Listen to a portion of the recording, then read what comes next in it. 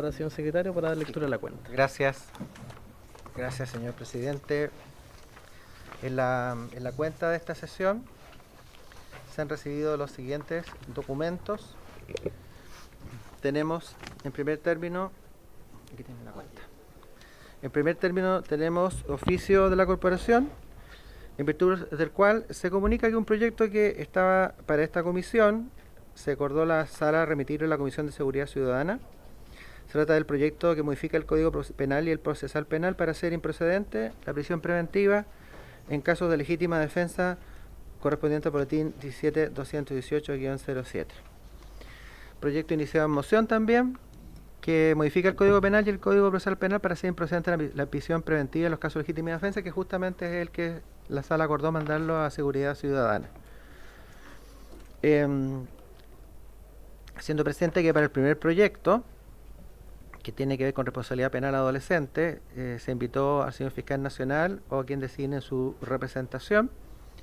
El señor fiscal se excusa de no poder estar presente en esta sesión con motivo tanto del primer proyecto, que es responsabilidad penal adolescente, que modifica la ley de responsabilidad penal adolescente, como también en el segundo proyecto de autoría de don Leonardo Soto, que tiene que ver con el cómputo de los días de medidas cautelares para el cumplimiento de la pena.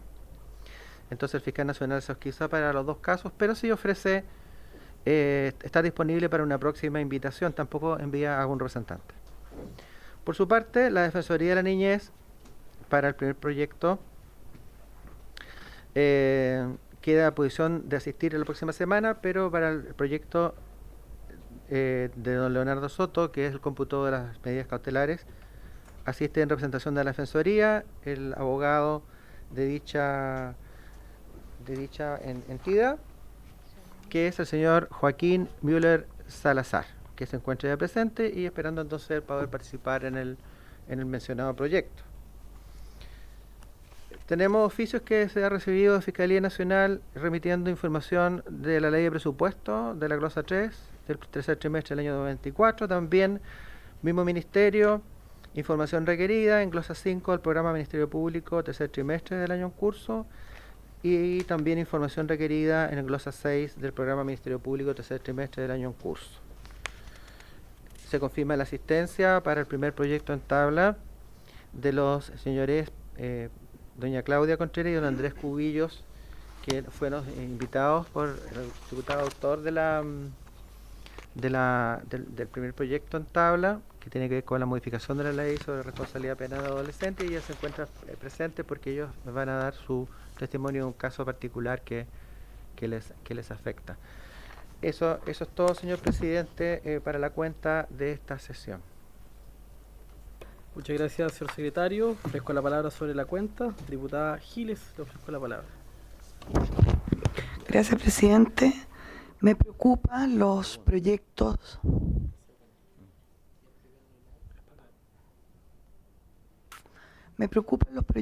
Señor presidente, que fueron pasados por la sala de esta comisión a la Comisión de Seguridad Ciudadana.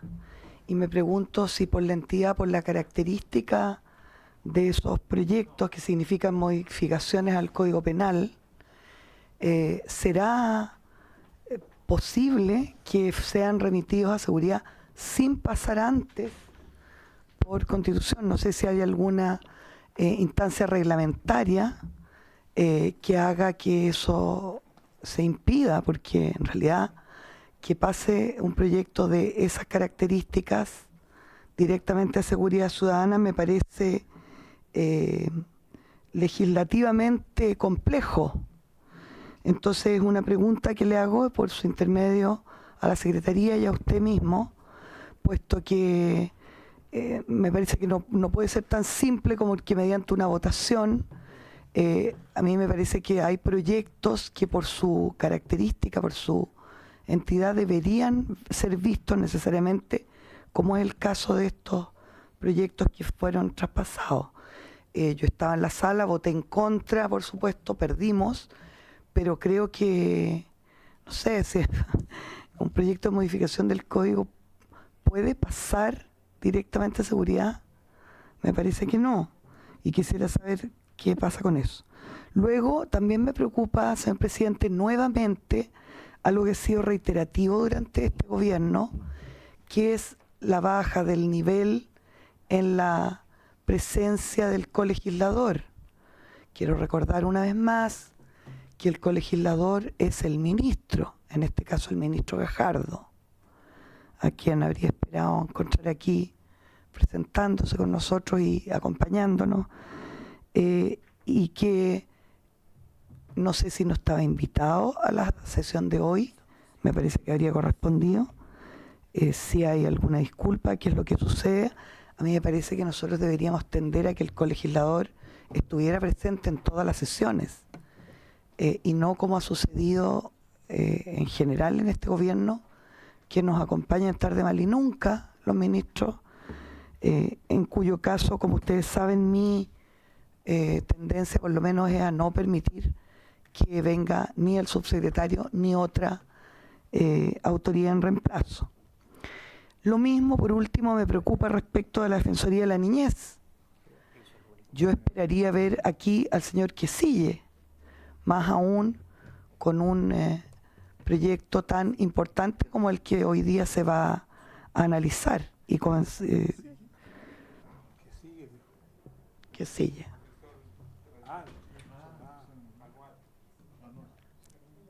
Puedo continuar, Sí, continúe, luego que recobraron la memoria los colegas. Diputada Giles. Intervinieron. Bueno, en la información. Bueno, yo esperaría ver aquí al defensor de la niñez, no a un delegado del defensor. Creo que este proyecto tiene una importancia tal como para que se presentara. No sé si el señor Quecille estará muy ocupado. Me imagino que no, porque la verdad es que la situación de la niñez en Chile es deplorable y ha desmejorado día con día de una manera que es francamente alarmante. De partida son las principales víctimas los menores de edad de la crisis de seguridad que tenemos en el país, a partir de un estudio que hizo Carabineros y otras entidades. Es decir, me imagino que el señor Quecille tendrá que tener una mejor disposición, hacerse él presente y no mandar a una persona en su representación. Presidente, gracias. Muchas gracias, diputada Giles. Ofrezco la palabra sobre la cuenta. Sí, diputado Leiva. Presidente, respecto a otro proyecto de ley que es el nuevo sistema de nombramiento, la Asociación de Magistrados se excusó en la sesión anterior y me manifestó, tuve una conversación con ellos de que efectivamente sean considerados en una sesión posterior, solo para que lo tenga presente, Sí. presidente. Muchas gracias. Sí, perfecto. Sí, diputado Alessandri. Sí, en el punto que hacía la diputada Giles, ¿se ha notado más todavía la ausencia de los ministros titulares desde que usted preside? Entonces, porque no pasaba tanto con Leiva, no ha pasado tanto con el diputado Vilavaca, entonces, preguntarle al Ejecutivo si tiene algo contra el presidente que todos elegimos. Entonces, que usted pueda hacer... Bueno, la mayoría, pues si así es la democracia. Sí, bueno, en la moneda podemos decir lo mismo. Entonces, preguntar para allá si es algo contra usted y recordarle al Ejecutivo que usted tiene el apoyo mayoritario de esta comisión y que el Congreso merece respeto, con ministros, directores, jefes de servicio, colegislador. Sí. Sí, gracias, diputado. Diputado Soto, le ofrezco la palabra. Sí, presidente, yo solamente quería aportar a este debate tan interesante. No cifras de apoyo hacia usted, que usted lo tiene, digamos, en la medida que haga una buena gestión. Nosotros lo vamos a seguir apoyando, aunque inicialmente no hayamos votado por usted. Pero solamente informar que en este momento se está desarrollando la comisión mixta de la ley de presupuesto durante la mañana, la tarde y los días que siguen. Y gran parte de los ministros están defendiendo sus partidas presupuestarias, de las cuales depende el funcionamiento de su ministerio. Y este es un hecho que no debiera uno olvidarlo cuando hace afirmaciones como que la ausencia de los ministros le faltan al respeto al presidente de esta comisión. Yo creo que uno siempre puede encontrar diferencias que podamos tener, pero no las inventemos. Yo confío en que los ministros van a hacer bien su trabajo en la comisión mixta. La próxima semana no vamos a funcionar, entiendo, porque vamos a estar dedicados permanentemente a la ley de presupuesto, y esto ocurre todos los años, y los parlamentarios que llevan más años acá debieran recordarlo, a menos que tengan alguna dificultad que desconozco. Gracias, presidente. Gracias, diputado Leonardo Soto. Bueno, quiero solamente para precisar y ser muy justo, digamos, en el juicio, nosotros en esta oportunidad, en esta sesión, no invitamos a ningún ministro del gobierno. Ya estamos citados para discutir el proyecto de responsabilidad penal adolescente que presentó, que es moción parlamentaria, que presentó el diputado Longton y otros parlamentarios, y la diputada Flores y otros diputados de RN. Y dentro de ese primer punto les quiero plantear que efectivamente se solicitó la presencia del fiscal nacional, que señaló que para otra ocasión está disponible. En esta oportunidad no. Se puso para los dos. Por lo tanto, pero sí tenemos invitados para el primer punto que invitó el diputado Longton, Sí. a quienes vamos a dar la bienvenida también. Claudia Contreras, Andrés Cubillos, que vienen invitados para el primer proyecto.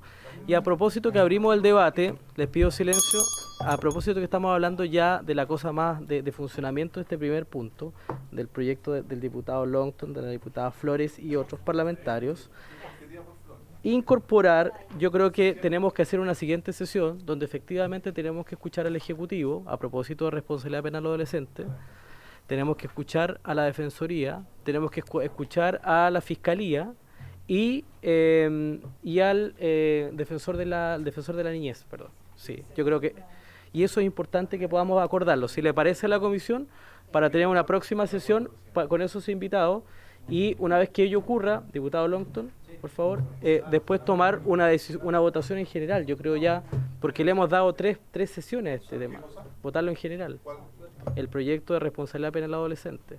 Así me lo habían solicitado, ¿no están de acuerdo? Bueno. La invitación sí, ya. La invitación sí. Sí. Sí. Esta es como... A ver, les pido silencio, por favor. A ver, para precisar el acuerdo, por favor, diputado Leiva, diputado Longton. Nosotros acabamos de tomar un acuerdo. Después usted dice que nosotros somos medio pillos y que tomamos acuerdos a escondidas.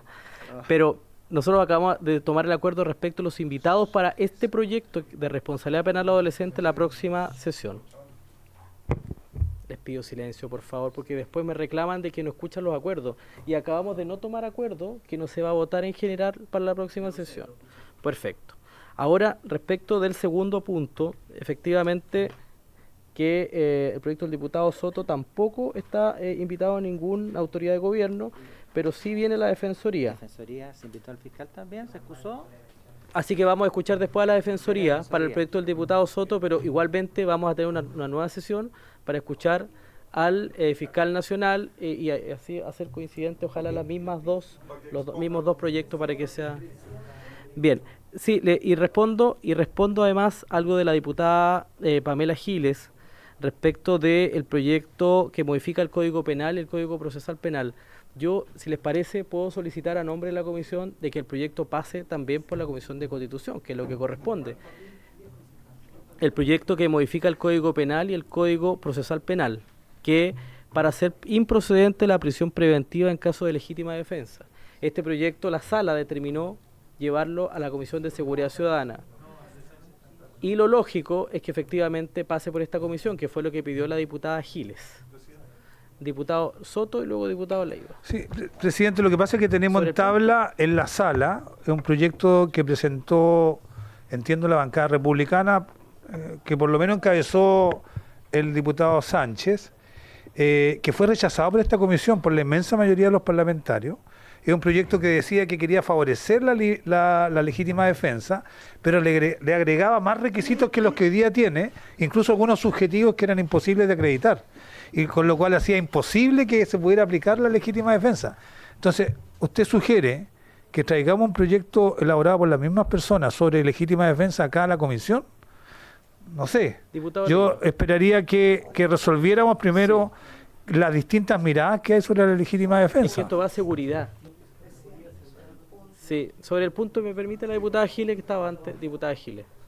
A ver, Resolvamos por su rápido. intermedio, con toda paciencia, le voy a pedir que me permita explicarle nuevamente al diputado Soto la situación.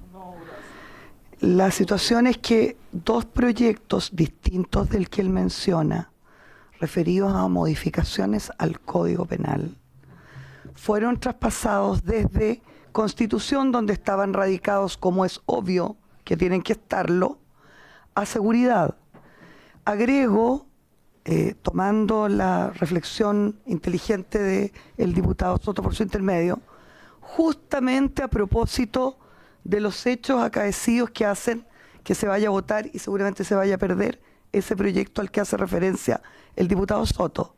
La estrategia fue entonces, de parte de ese mismo sector, tomar un proyecto que estaba acá, donde sí se podía componer adecuadamente esa legislación, y pasarlo a seguridad, donde el diputado Soto, por su intermedio, sabrá quién está en mayoría y quién está en la presidencia. En vista de esto, astutamente entonces, yo vengo y cuando se da la cuenta, que es el momento adecuado, señalo que me parece que tenemos que corregir un problema que tenemos como comisión, puesto que un cambio al Código Penal, a mi juicio, debería necesariamente pasar por acá y no puede no pasar. Por lo tanto, me parece que la sugerencia que hace el presidente es adecuadísima y que deberíamos asumirlo como comisión. No me parece que haya nadie aquí que pueda parecerle bien que un proyecto de ley de esa entidad no pase por Constitución. Uno. Dos. Le sugiero, presidente, que agregue a los acuerdos que está intentando hacer para los dos proyectos que vemos hoy la presencia del colegislador, aunque sean iniciativas parlamentarias. ¿Les parece si incorporamos al Ejecutivo ya en ambas? Sí. Ya, perfecto. Y lo otro, el fiscal nacional, que también lo habíamos incorporado. Solamente para precisar algo que dijo la diputada Giles. Diputada, nosotros en múltiples ocasiones he hablado con la presidenta de la Cámara y también con el secretario a propósito de la modificación del reglamento. Hay una propuesta que va a ser la mesa de la Cámara para que efectivamente se discuta a propósito de que no por una simple mayoría circunstancial de la sala se tomen decisiones de que un proyecto de un lado vaya a otro sin un análisis jurídico previo respecto de la importancia de qué proyecto se debe abordar y en qué comisión. Entonces eso ya está conversado con la mesa. Y respecto de esto, a mí me parece muy importante lo que usted plantea. Yo creo que debiera verlo en la Comisión de Constitución y si le parece, yo lo puedo pedir en representación de la Comisión. Sobre el punto, tiene la palabra el diputado Leiva y el diputado de la Vaca. Es que Sí. me había pedido la palabra. Oye, muchas gracias, presidente. Mire, dos cosas sobre el punto. Cuando, en particular, por ejemplo, en materia de seguridad, nosotros sesionamos 2 o 3 veces a la semana. Tener a la ministra del Interior solo tramitando proyectos, creo que es obvio al desarrollo de su actividad propia, que son materias de seguridad. Cada uno tendrá su opinión, pero creo que es importante también ser capaces de que muchas veces, o de entender que muchas veces la tramitación de los proyectos, sobre todo aquellos que tienen una complejidad técnica mayor, muchas veces son los subsecretarios o los equipos asesores de los ministerios quienes conocen mejor la materia. Pero si me permite, presidente, hecho ese punto, respecto de las facultades que entrega el reglamento para que una mayoría circunstancial pueda analizar ciertos proyectos de ley. Ayer en sala se iba a ver un proyecto de ley que establecía que la prescripción podía ser declarada de oficio por el alcalde. Eso decía el proyecto de ley. Un proyecto de ley de condonación de rentas municipales establecía textual: el alcalde podrá declarar de oficio la prescripción extintiva. Es brutal. Entonces, yo lo que le pido, presidente, en el intertanto, que eventualmente pudiéramos llegar, entendiendo la composición de los comités de nuestra corporación, de que existiera un requerimiento y un acuerdo de comités para que ciertos proyectos de ley, por ejemplo, los que digan relación con reformas constitucionales, con reforma de código, en un tiempo acotado, no más de una sesión, el tema no es dilatar, tengan una revisión por parte de la Comisión de Constitución. Porque están saliendo proyectos de ley, o se están evacuando, mejor dicho, proyectos de ley que tienen complejidades técnicas que debieran llegar a esta comisión, como el que usted señala, como el señala la diputada Giles, y claro, en un tiempo acotado, pero yo creo que una alternativa, presidente, que el acuerdo del comité sea ese, que más que cambio reglamentario tal vez, o más rápido, que la Secretaría General emita un informe de efectivamente aquellos proyectos de ley que tienen complejidad técnica o que deban ser vistos de un punto de vista constitucional o de códigos, y que en un tiempo acotado máximo, una sesión o dos, dependiendo de lo complejo del proyecto, lo podamos analizar en esta comisión. Sí, diputado Ilavaca, y tomamos acuerdo sobre eso. Súper.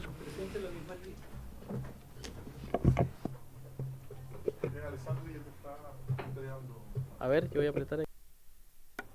Sí, presidente, en la misma línea de lo que acaba de señalar el diputado Raúl Leiva. Yo comparto de que existen varios proyectos que tienen una serie de falencias técnicas importantes y no van a rebotar, claro, va a salir con una mayoría porque el discurso va a ser lindo para las redes sociales, pero en términos técnicos están mal hechos. Y allí sería importante, y sumándome a la propuesta que usted hace, me preocupa mucho los proyectos que hace alusión la diputada Pamela Giles, porque efectivamente no tuvimos mayoría y está ocurriendo y son materias complejas, ¿ya? Complejas. Y por lo mismo, y conociendo lo que ocurriría si es que usted lleva la solicitud a la sala, en orden a que, como ya está radicado en una comisión, se requiere unanimidad y ya sabemos que no van a dar esa unanimidad, entonces, porque... Sí, lo adivinamos. Sí, hay ciertos sectores que generalmente levantan su dedo y dicen que no, porque en seguridad se sienten más seguros, ¿ya? Entonces, que se pida primero la opción que plantea el diputado Leiva, que me parece correcta, en orden a que se pida en comité, pero si es que no, que se haga la solicitud a la sala en orden a que, complementariamente a la discusión que va a tener en seguridad por un periodo acotado, pase también a la Comisión de Constitución. Bien, si les parece, tomamos acuerdo, planteado por el diputado Leiva y reforzado por el diputado Ilavaca y compartido por todos. Sí, en equipo. Y además, originalmente planteado por la diputada Giles. Con la diputada transversal de Alessandro. Un acuerdo transversal. Bien. Entonces, primero lo piden ustedes en comité, Sí. y si no resulta, a la A sala. la sala, sí. Bueno, vamos a comenzar el orden del día. La presente sesión número 218 tiene por objeto destinar la primera hora de esta sesión, les pido silencio, para la tramitación en general del proyecto de ley que modifica la ley 20.084, que establece un sistema de responsabilidad de los adolescentes por infracciones de a la ley penal para fortalecer la respuesta sancionatoria frente a conductas consideradas de especial gravedad, boletín número 15.589-07. Gracias, diputado Leiva. Se ha invitado entonces para esta sesión a invitados por el diputado Longton, la señora Claudia Contreras y el señor Andrés Cubillos, quienes van a contarnos, a dar su testimonio por esta situación que va a introducir el diputado Longton, me imagino, a sus invitados. ¿Usted los invitó? ¿Sí? Invitamos entonces a la señora Claudia Contreras, ¿tan digital o presencial? Están por allá. Los invitamos, por favor, para que pasen, para que nos acompañen. Si le aparece a la Acá comisión. al frente, por favor. Muchas gracias. Sí, gracias. Muchas gracias, sean bienvenidos. Diputado Longton, le ofrezco la palabra para que usted nos cuente sobre nuestros invitados. Muchas gracias, presidente. Los invitados quienes amablemente nos acompañan el día de hoy sufrieron quizás el peor de los dolores que puede sufrir una familia y que es perder a un hijo en manos de un asesino, en este caso de un adolescente. Este proyecto tiene directa relación con la situación que vivieron estos padres que viven un dolor que es irreparable y que solamente conoce de tal dolor quien lo vive, ¿no? Quien pasó por una experiencia así. Entonces, nosotros creemos que es relevante el testimonio de esta familia, de estos padres, presidente, a quien además tuve la oportunidad de conocer casualmente, Andrés en un aeropuerto, y me contó su historia. Yo le conté que estábamos tratando este proyecto de ley en esta comisión, y él me pidió poder estar para contar su testimonio y también que nos revelen ambos las falencias que hay del sistema desde el punto de vista de la experiencia diaria cuando uno tiene que lidiar con él. Y en ese sentido, presidente, este proyecto busca precisamente eso, castigar como corresponde a quienes arrebatan una vida, pero también solucionar aquellos problemas que está enfrentando nuestro sistema, sobre todo relacionados con la ley de responsabilidad penal adolescente, que están generando unas brechas de impunidad tremendamente preocupantes en un país donde cada vez se cometen delitos con mayor violencia por parte de menores de edad. Eso, presidente. Gracias, diputado Longton. Le ofrezco la palabra entonces a nuestros invitados. No sé quién quiere comenzar. A don Andrés Cubillos, para que nos cuente su opinión sobre este proyecto. Abajo del micrófono, el blanco. Ese. ¿Ahí se escucha? Sí. Bueno, primero quiero darle las gracias por... ¿La puedo molestar con la foto, por favor? Sí.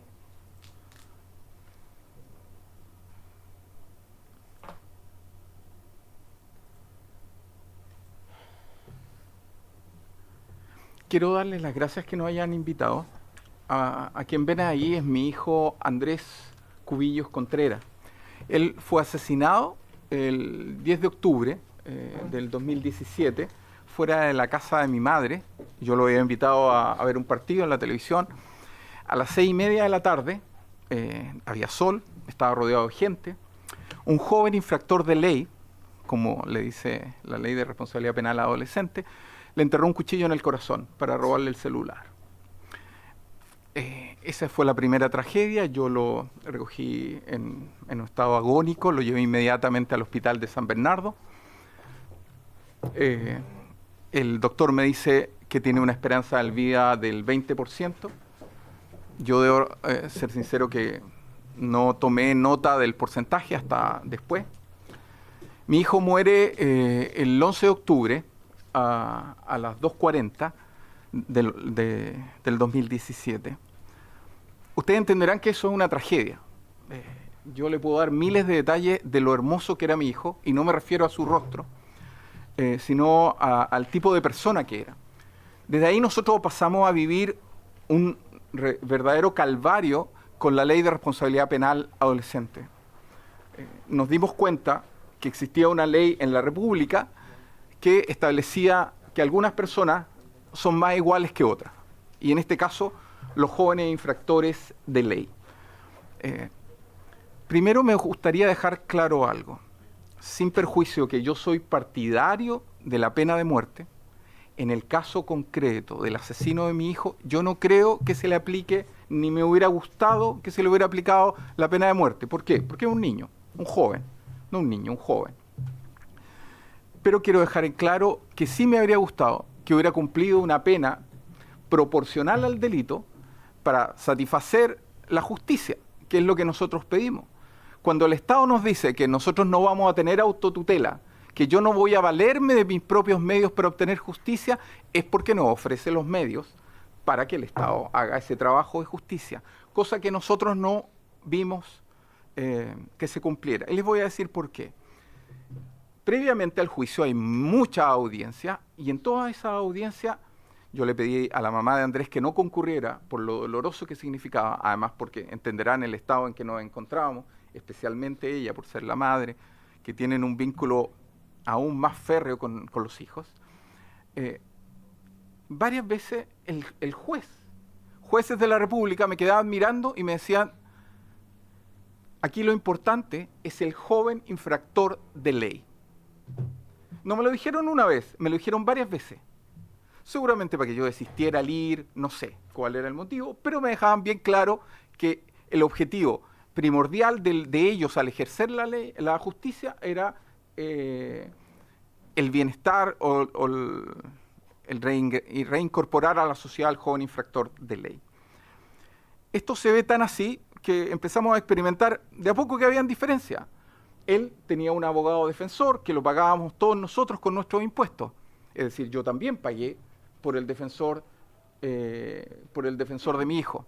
Nosotros no, nosotros teníamos que concurrir, si queríamos tener un abogado particular, concurrir a un abogado particular, cosa que hicimos, y tuvimos que pagarlo de nuestros bolsillos. Ya había una diferencia clara entre el asesino de mi hijo y nosotros. Aparte de que yo le digo que constantemente los magistrados nos van comunicando que lo importante acá es el joven infractor de ley. Posteriormente, cuando ya se concurre el juicio, es un trabajo propio de la defensa, de la Defensoría Pública en este caso, que quisieron llegar a un abreviado, que un abreviado habría significado dejar en libertad al asesino de mi hijo. O sea, por un homicidio. Me gustaría coincidir, y espero que coincidamos en un hecho en esta comisión, es que el valor jurídico más importante que tenemos que proteger es la vida. Yo creo que en eso deberíamos haber unanimidad. Antes de ponerme a hablar, ustedes estaban hablando de sus diferencias, que me parecen bastante legítimas y obvias. pero que querría creer que en cuanto al valor de la vida estamos contestes. Por lo tanto, ya aparecía otro elemento que se ofreció, ¿cómo se llama? Un abreviado. Gracias a Dios el fiscal no estuvo de acuerdo. Debo señalar también, para contar todos los hechos, que el fiscal realizó un trabajo muy bueno junto con nuestra abogada. Posteriormente, durante el juicio, debo decirles que habían todas las pruebas para acreditar el homicidio. Es decir, no estábamos ante una sospecha que eventualmente era el asesino. Estaba totalmente acreditado que era el asesino.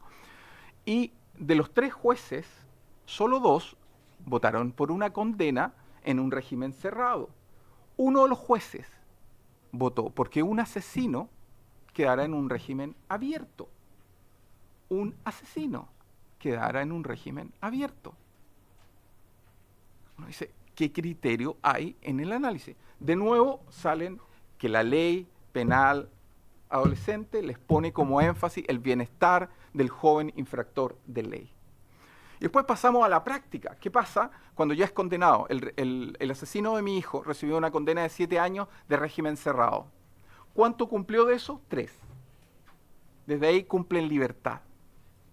Nosotros, como padres, hemos asistido a todas y cada una de las audiencias, salvo una, donde quedó donde se le modificó el cumplimiento. Y oh sorpresa, el tribunal no nos notificó. El tribunal que tenía nuestro mail, que tenía nuestros teléfonos, que a todo esto no han sido modificados, y que siempre nos citaba, el tribunal de Colina, para cuando habían audiencias de cumplimiento, no nos citó, sospechosamente. Yo quiero dejarlo claro, soy yo el que está haciendo esta afirmación, por lo tanto me hago plenamente responsable de eso.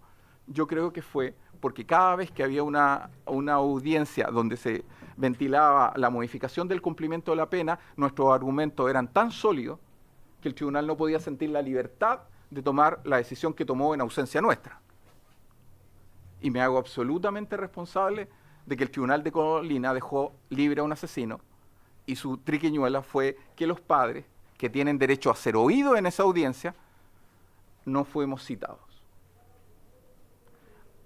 Un detalle, el tribunal, cuando yo le hice ver esto, me dijeron, nosotros le mandamos una carta certificada al domicilio de la mamá y al domicilio del papá. El domicilio de la mamá era el que de la carta, jamás llegó esa carta. El domicilio señalado como propio era el de mi madre, jamás llegó esa carta. Ya tenemos otra ayuda que el sistema le da. Posteriormente tenemos los informes que supuestamente nos van diciendo cómo ha evolucionado el trabajo que se realiza con el joven infractor de ley para reincorporarlo a la sociedad. Aquí quiero hacer un paréntesis. Tanto Claudia como yo somos cristianos. Ella es católica, yo soy protestante. A nosotros jamás nos animó la venganza. Nosotros siempre, desde el día 1, dijimos que no íbamos a valer a través de los medios que la ley nos sorteaba, que no íbamos a hacer nada fuera de la ley. Y nos mantuvimos y nos mantenemos en esa regla. Sin embargo, los informes del Sename no solo estéticamente tenían errores, faltas de ortografía, problemas de redacción, que uno los puede saltar. Más de alguna vez, algunos de nosotros hemos redactado mal un párrafo, hemos cometido una falta de ortografía, etc. Pero el problema de los informes del Sename es que eran mentirosos, falseaban información. Por ejemplo, se señalaba que el asesino de mi hijo tenía una nota 7 en matemática. Y en el mismo informe, más abajo, decía que tenía problemas graves para aplicar la suma, la resta, la multiplicación y la división.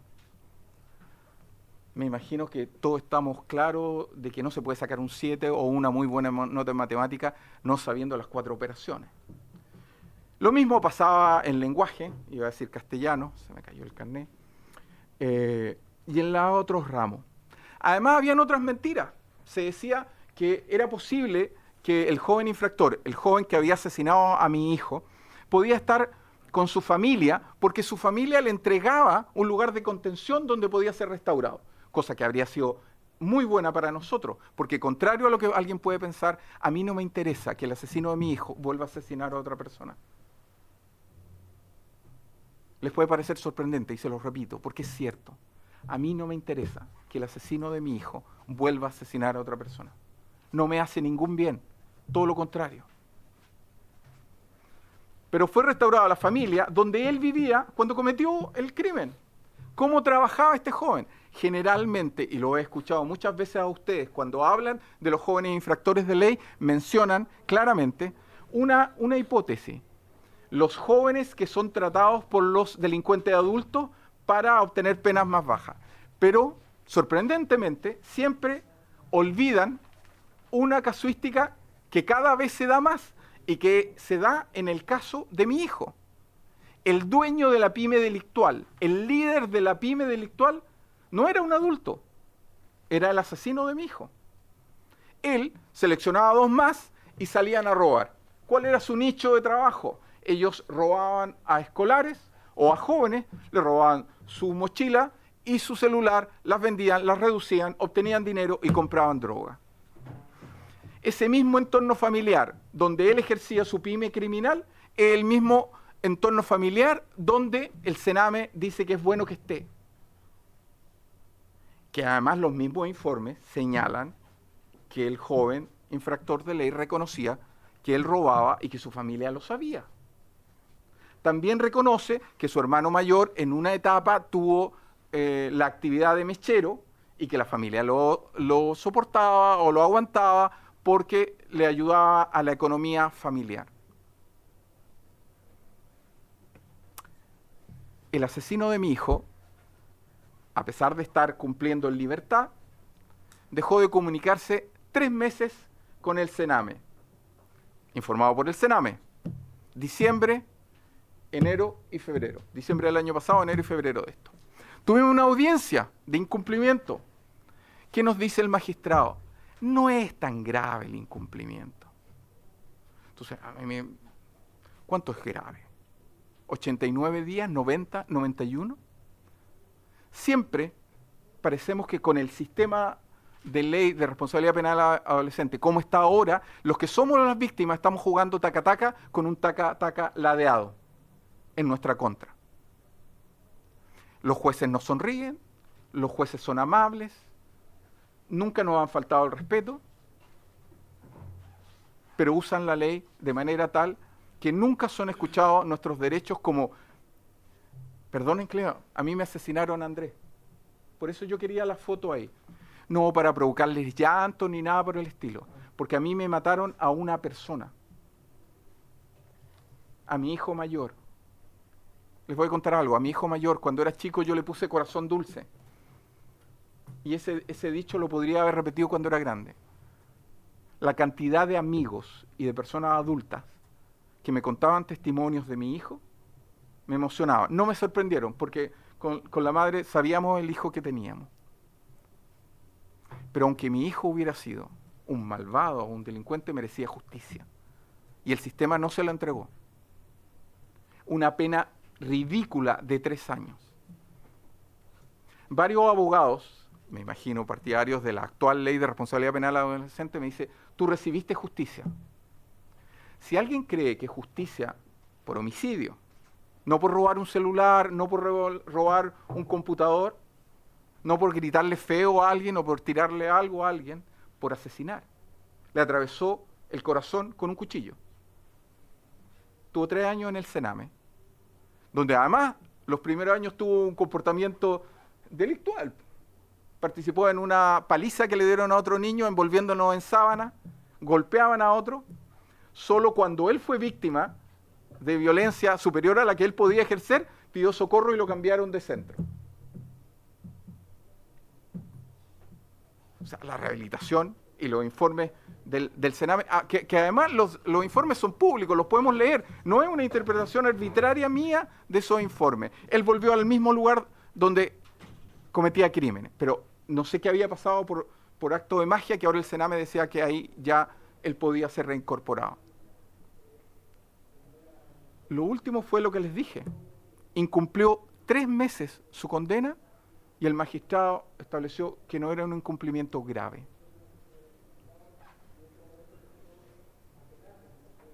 La ley de responsabilidad penal adolescente es un chiste. ¿Por qué? Porque parte de presupuestos falsos. Ustedes legislan constantemente y me imagino que se habrán encontrado con leyes anteriores o que tal vez salieron de este mismo Congreso en que se trató de legislar algo y se cometió errores. ¿Por qué? Porque se partió de presupuestos falsos. El primer presupuesto falso: los jóvenes son buenos. Bueno, para mí es fácil la frase que les voy a decir porque soy protestante y además reformado, o sea, calvinista. Para mí es súper fácil decir el tema que hay. La Biblia es súper clara. Romanos, capítulo 3, versículos 10 y 11.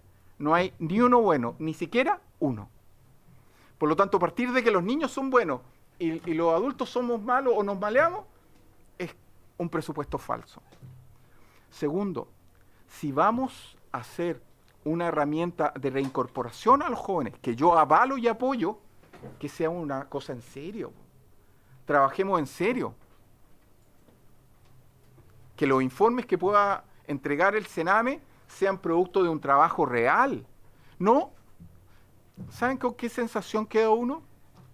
Con la sensación que los informes del Sename era ese informe que yo hago a última hora, pero para decir que cumplí el trabajo. Pero no con un cumplimiento real, sino un cumplimiento formal. Y lo otro, no estoy hablando de aspectos humanos, porque como les dije, nadie de la judicatura nos trató mal. Pero estaban hablando con dos padres al cuales le asesinaron un hijo.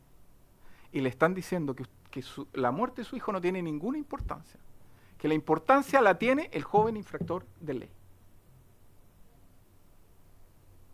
La importancia la tiene el joven infractor de ley.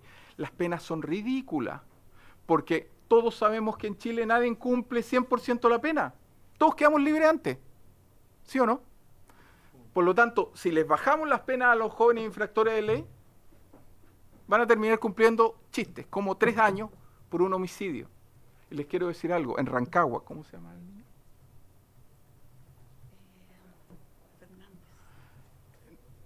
Un niño en Rancagua, un caso casi calcado al de mi hijo. Un joven fue a comprar una bebida para el almuerzo un día sábado, o sea, a plena luz del día, es asesinado. El tribunal de primera instancia lo condena a 10 años de régimen cerrado. La Corte de Apelaciones de Rancagua lo condenó a 1 año.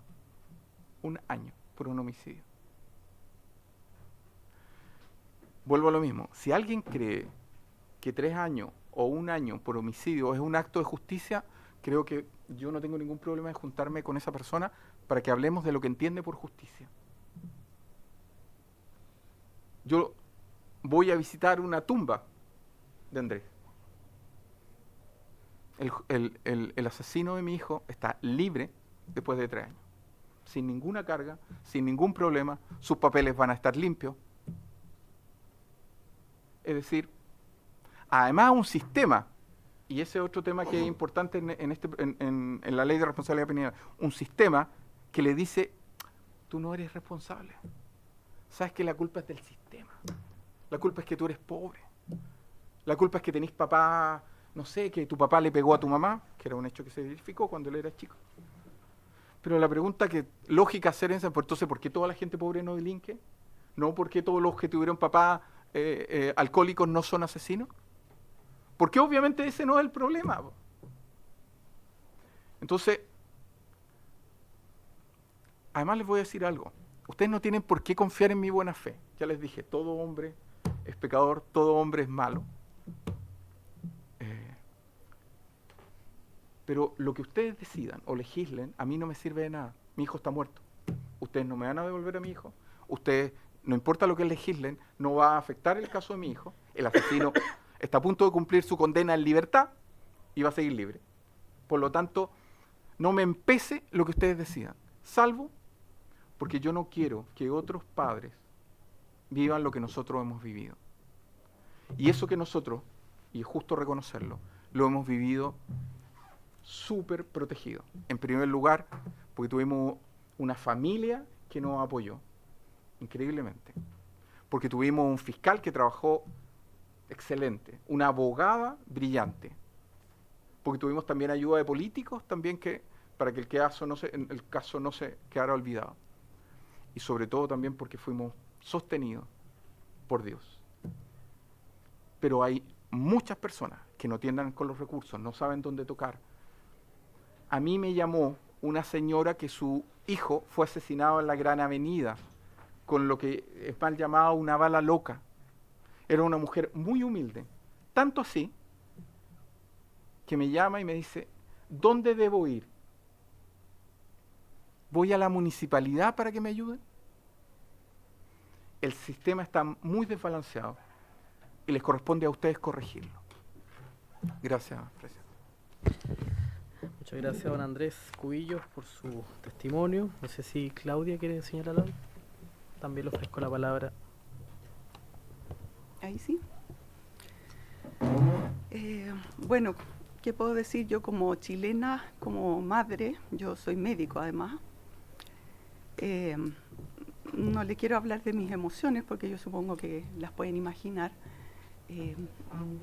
Ver morir a un hijo de una manera tan cruel, porque morir por una herida penetrante cardíaca es una de las peores muertes, es horrible. Y en segundo lugar viene todo el proceso legal que te revictimiza, es así de terrible. O sea, tener que ir a una audiencia donde uno se sienta al lado del asesino, donde tienes que escucharlo hablar, donde todo lo que hablan es como que lo tocan entre algodones. Nosotros no lo podemos mirar, no podemos gritarle, no le podemos decir improperio. Y siempre en realidad estuvimos dispuestos a someternos a lo que la ley determinara. Pero la verdad es que es doloroso y yo estoy muy decepcionada, porque la vida de mi hijo valía tan poco. 3 años de la vida de un joven delincuente, eso valía mi hijo para este país. Estoy muy decepcionada. El proceso legal, además, es terrible. Voy a hacer una analogía médica. Nosotros, en la última audiencia a la que fuimos, iba un representante de fiscalía que no conocía el caso, le estaba leyendo la carpeta en el momento, estaba el representante del Sename, que tampoco conocía el caso, y estaba leyendo en el momento, o pedía información a alguien, y estaban los de la Defensoría Pública, que también estaban conociendo el caso en el momento. Imagínense ustedes llegar a una sala de operaciones donde el cirujano no conoce el caso, el ayudante, el anestesista, nadie sabe qué es lo que tienen que hacer. Y están decidiendo sobre la vida de personas. Yo también pienso en ese joven. ¿Qué aprendió ese joven que estuvo 3 años sometido a un régimen cerrado y que eso es lo que él pagó por quitarle la vida a otro joven? Yo realmente no sé si aprendió algo, porque la sacó muy barata. Después, cuando vino la pandemia de COVID, lo enviaron a su casa para no contagiarse. ¿Ya? Después, bueno, por estos cambios de la medida cautelar, cuando él estaba ya con régimen semicerrado, tenía que ir a dormir en la noche al Sename, y era lo único que tenía que hacer, ir a dormir. En el día estaba libre. Sin embargo, llegó con un contrato de trabajo, llegó con un contrato de nochero. Entonces él trabajaba de noche y el juez le dijo, muy bien, se recepciona, y quedó más libre todavía. Entonces esto es tan decepcionante, de verdad, yo estoy muy decepcionada de este país. Eso es lo que puedo decir. Le agradecemos su testimonio a Claudia Contreras y don Andrés Cubillos, quienes nos han contado este testimonio. Además, nos sumamos a la solidaridad para ustedes, para sus familias. Todos aquí somos padres y logramos dimensionar lo complejo y duro que significa esta experiencia. Y estamos efectivamente para corregir los errores y buscar soluciones para que no se cometan estas injusticias. Yo quiero ofrecer la palabra a nuestros colegas parlamentarios. Diputado Leiva, le ofrezco la palabra en primer lugar. Muchas gracias, presidente. Junto con agradecer, solidarizar y empatizar por el dolor de los padres. Créame que todos quienes tenemos hijos o hijas también empatizamos en el dolor, porque ese es el dolor más tremendo que puede sufrir una familia. Dicho eso y agradecer su testimonio, Yo comparto las bases generales del proyecto de ley que se propone, que modifica la 20.084.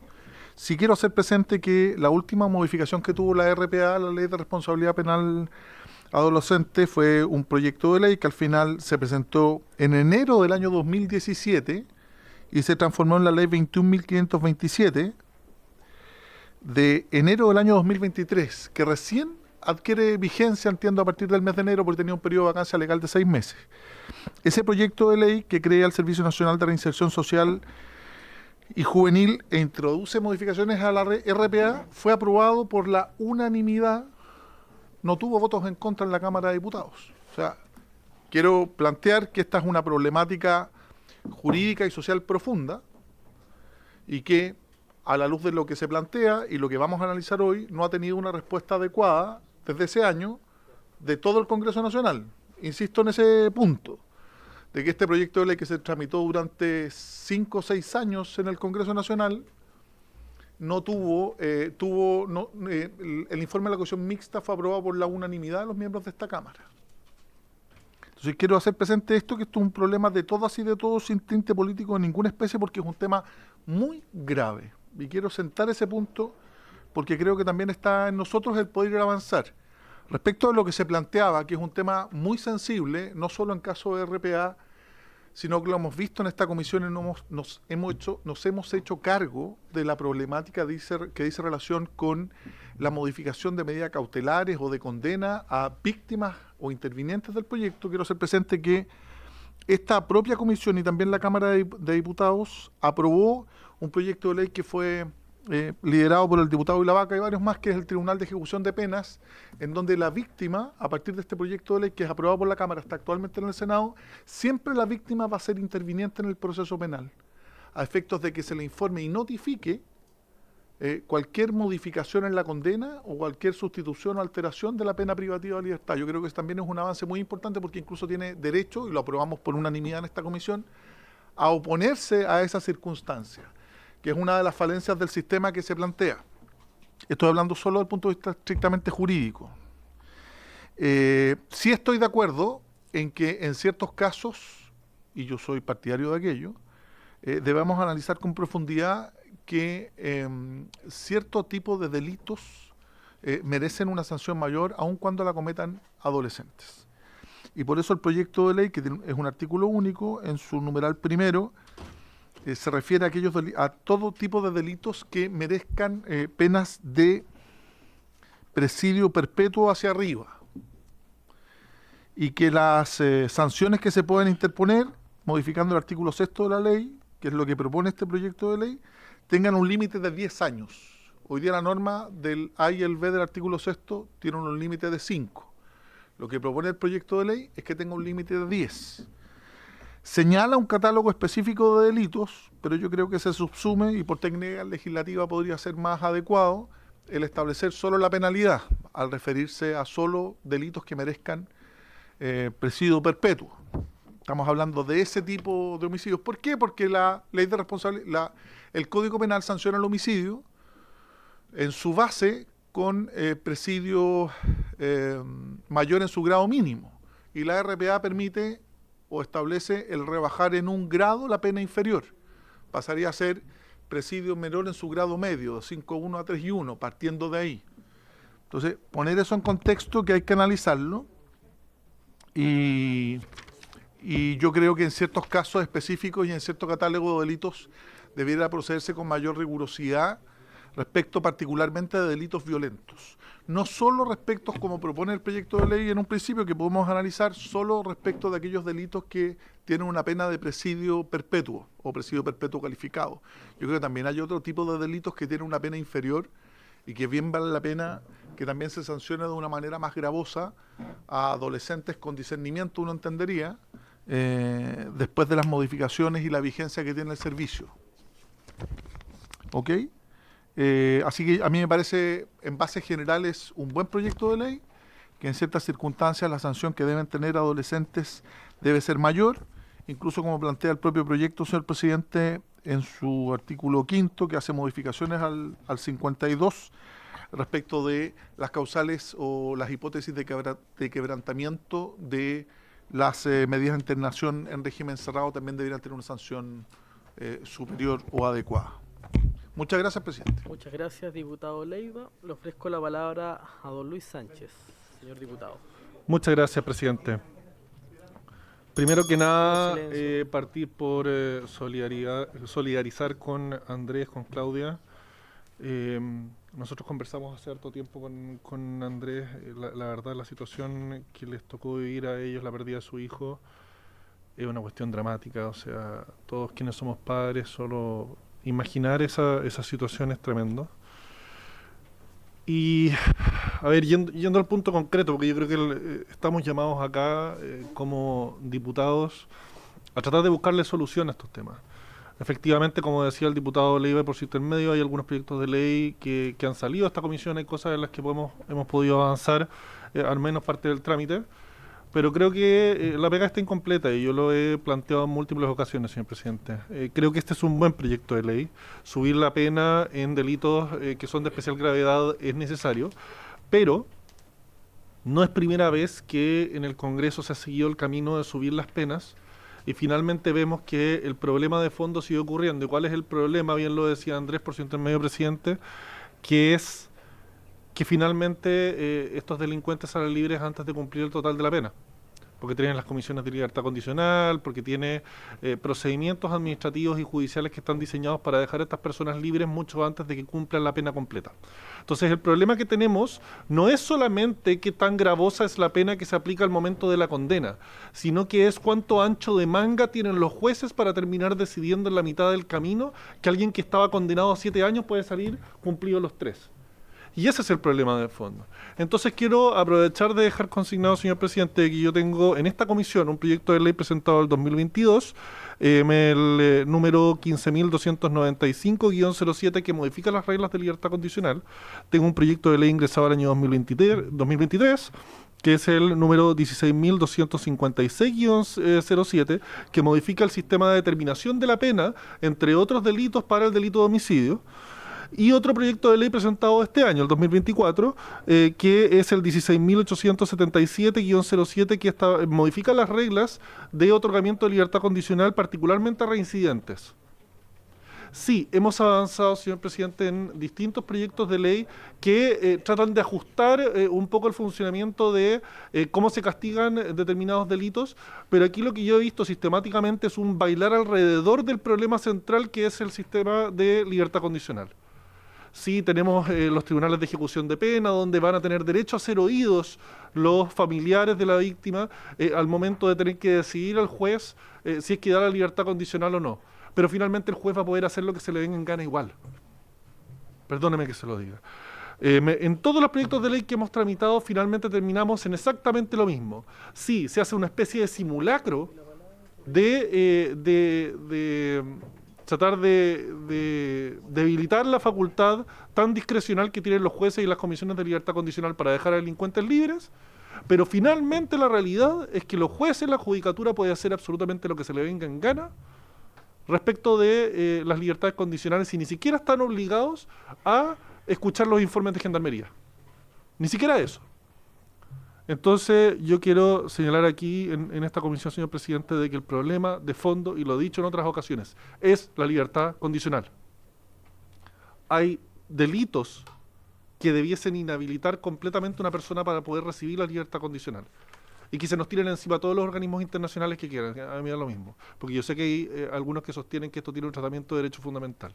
A mí me da exactamente igual. Yo creo que hay momentos en que las situaciones llegan a ser tan graves que tenemos que plantarle cara de cierta forma a todas estas influencias, a todas estas presiones, incluso internacionales, que existen, para que los delincuentes se les deje libre antes de tiempo. No es un problema solo con los jueces o con jueces con nombre y apellido en este país. No es solo un problema de personas en particular o influencias aquí a nivel local. Aquí hay un esquema mucho más grande, hay una cuestión que es a nivel global y que hay una influencia, porque hay una corriente de pensamiento que se toma casi como dogma en el área penal, que es que los delincuentes, cumplir la totalidad de la pena es algo, y creo que bien lo señalaba en su exposición Andrés, es algo casi nocivo para quien está cumpliendo la pena pasar más tiempo dentro de la cárcel. Aquí la pena tiene un fin de reinserción, sí, que en Chile no lo estamos cumpliendo, porque aquí no se rehabilita ni se reinserta absolutamente a nadie. Las cárceles son un hoyo donde metemos un problema y después cuando ese problema sale del hoyo sale mucho peor. O sea, no estamos haciendo la pega en este país de rehabilitar y reinsertar a los delincuentes, primer error. Pero en segundo lugar, la pena no solo tiene un rol de rehabilitación, sino que tiene un rol de también garantizarle a las personas honestas, las personas que cumplen la ley, que pueden vivir con un poco más de tranquilidad en las calles y que no están secuestrados por un sistema que finalmente se preocupa más del delincuente que de la víctima. Entonces yo quiero pedirle, presidente, yo sé que tenemos tiempos que son acotados para la tramitación de proyectos de ley que son de diputados, de iniciativa por moción. Pero por último, yo creo que estos son 3 proyectos de ley que son más o menos similares, podrían eventualmente refundirse y tramitarlos como uno. Yo le decía, uno de ellos está desde el año 2022. Ha pasado bastante tiempo y todos estos 3 proyectos de ley no tienen ningún movimiento hasta la fecha. ¿Proyectos suyos? Son proyectos de ley míos con otros miembros, con otros diputados. Pero en la misma línea, ¿no? Son similares, al menos el primero y el tercero, y yo creo que de repente algo podríamos hacer para ajustar No hay el ningún segundo, porque problema en que lo podamos finalmente revisar. van al meollo del problema, que es cómo uno, en primer lugar, aplica la pena, y en segundo lugar, cómo se generan estas presiones para dejar a los delincuentes libres por vía de la libertad condicional. Yo le pido que lo considere, presidente, si lo tiene bien. Si apuntan al mismo objetivo, le vamos a pedir a la Secretaría que lo revise y eventualmente se van a proponer a la comisión. ¿Ya? Diputado Ilavaca. Sí, presidente, primero, claramente cuando uno escucha historias tan tristes, dramáticas y aberrantes como lo que hemos escuchado, sobre todo en la forma y cómo se atenta hoy día en Chile contra la vida de manera casi gratuita, uno no puede sino solidarizar efectivamente con el drama que esto implica. Porque a nadie le gustaría estar en los zapatos que ustedes hoy día están.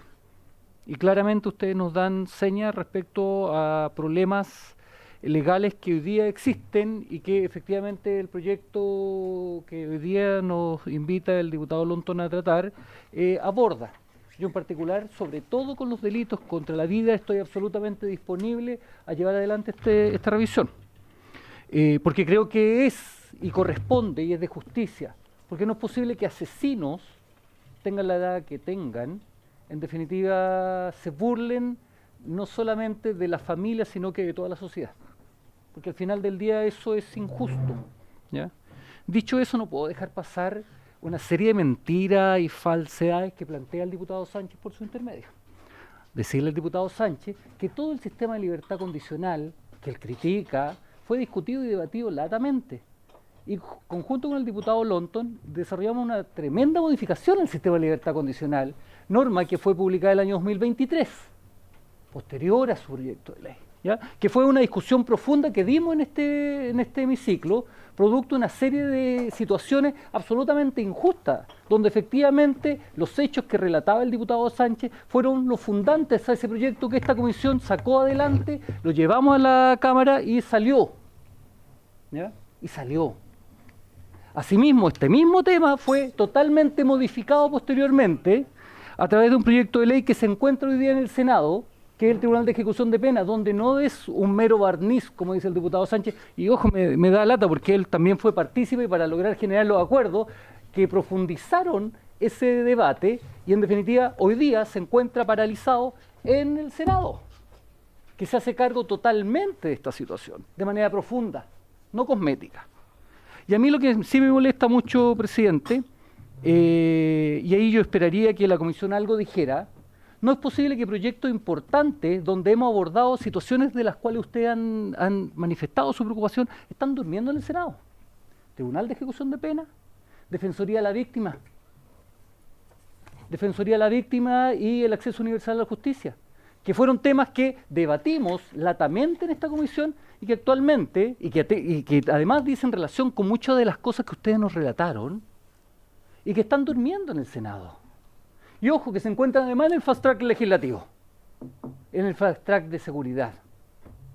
Entonces, presidente, yo por lo menos pediría que más allá de estar levantando proyectos de ley antiguos que ya fueron abordados por otros proyectos de ley, insisto, con el proyecto del diputado Lonton, cuando reformamos todo el sistema de libertad condicional, que le invitaría al diputado Sánchez por su intermedio que lo leyera, En definitiva, yo pediría además que la comisión envíe, y no solamente la comisión, sino que la corporación pueda enviar una nota al Senado respecto a estos proyectos que, insisto, son parte del fast track legislativo número 1 y todavía están durmiendo, y efectivamente son de aquellas normas que en esta materia, sobre todo en lo que existe después de la aplicación de una sanción, se hacen cargo.